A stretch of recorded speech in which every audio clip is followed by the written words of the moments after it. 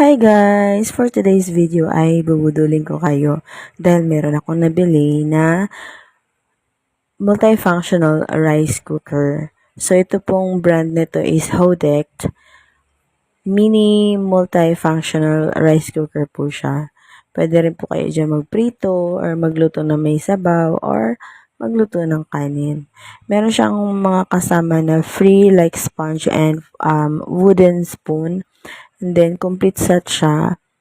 Yan yung itsura niya guys. Meron siyang handle and also very lightweight.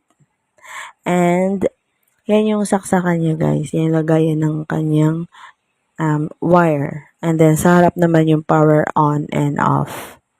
So ganyan yung design niya guys. Very aesthetic. And also non-stick na rin siya.